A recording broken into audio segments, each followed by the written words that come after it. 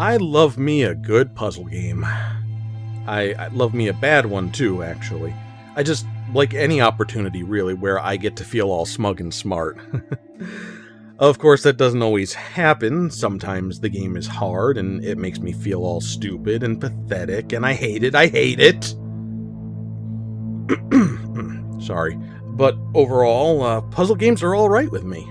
I played a few on stream recently that I want to recommend to you.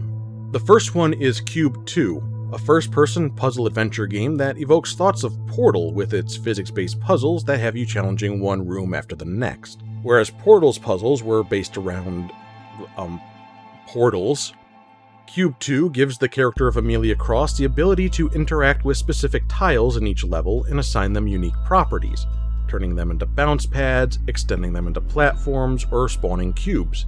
As you get further into the game, new elements continue to be introduced, keeping the gameplay fresh, interesting, and challenging. A vague yet intriguing mystery continues to drive you forward as you explore a strange alien world, and sparse, hauntingly beautiful soundscapes composed by David Housden really help you take in and appreciate the experience as a whole.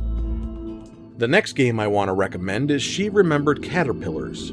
The puzzles in this game are more logic-based, as your objectives in each level is to get all the little critters from their starting positions to these little pads. Of course, it's not always that straightforward, as you need to manipulate how the different colored critters, called gammies, interact with the different colored bridges and gates in each level. And for those of you with color recognition issues, each color is also assigned a shape to identify it by, which I think is a very nice and elegant way of handling such an issue.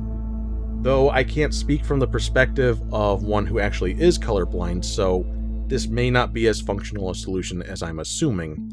Still, if it seems like the kind of game you could play, you should definitely check it out. I bring these up, in part, because I know not everybody watches my streams, especially when I don't put copies of the VODs up on YouTube, so you might have missed out on these playthroughs. I also bring them up, though, to reinforce my proclamation of love for the puzzle game genre, as I ever so cleverly segue into talking about the game this video is an intro for, but didn't have too much to actually say about. We Were Here was released in early 2017 by Total Mayhem Games. In a slight twist on the typical puzzle adventure game, you work cooperatively with a friend to make your way through the game. You are both trapped inside of a castle, but at different locations, and you must communicate with each other and utilize the clues you each find to help make your way out.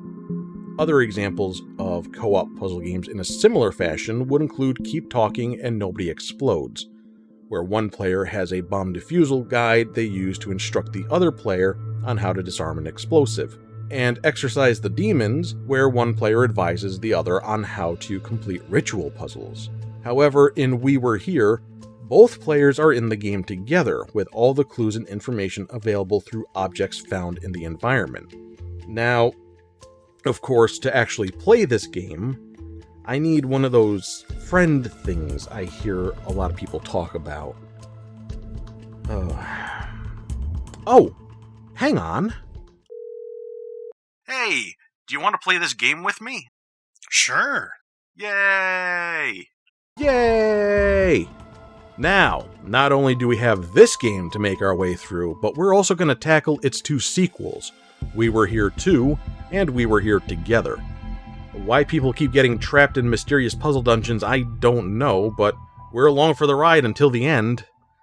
Or until we get stuck and give up, but that's not going to happen, right? Right? James plays game with me.